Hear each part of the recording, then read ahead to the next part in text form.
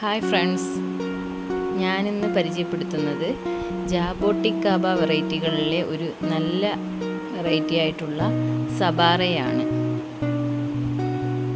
ഈ കാണുന്നതാണ് ജാബോട്ടിക്കാബ എന്ന് പറഞ്ഞാൽ മനസ്സിലാവും, മരമുന്തിരി എന്ന് വെച്ചാൽ മരത്തിൽ കായ്കൾ പറ്റി പിടിച്ച് മുന്തിരിങ്ങ പോലെ കിടക്കുന്നതാണ് ജാബോട്ടിക്കാബ.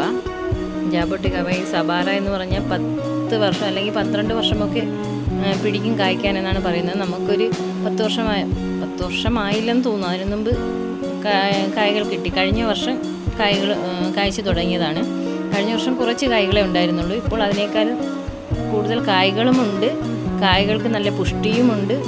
കഴിക്കാൻ നല്ല ടേസ്റ്റുമായിട്ടുണ്ട്. കഴിഞ്ഞ വർഷത്തെ കായ്കളൊന്നും അത്ര ടേസ്റ്റില്ല. ഞാനൊരു വീഡിയോ ചെയ്തിട്ടുണ്ടായിരുന്നു.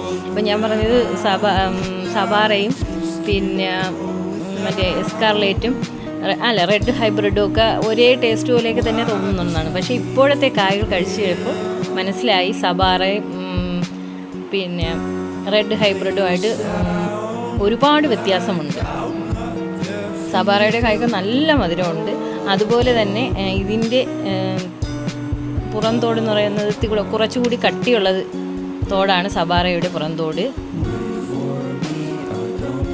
പറിച്ച് കാണിക്കുന്നതിന് മുമ്പ് തന്നെ മോള് വാങ്ങിക്കുകയാണ്.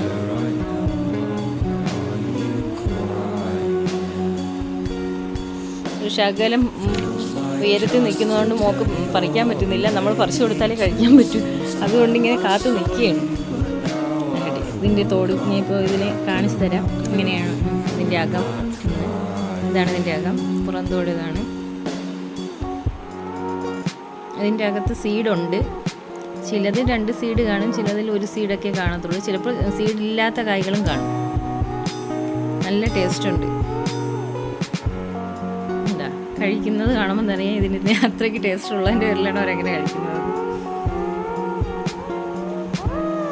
ഒരുപാട് വർഷങ്ങൾ കാത്തിരുന്ന് കിട്ടുന്ന അതിൻ്റെ നല്ല മാധുര്യം കാണും എന്ന് പറയുന്നത് പോലെ തന്നെയാണ് സബാറയുടെ കായ്കൾക്ക് നല്ല മധുരമാണ്.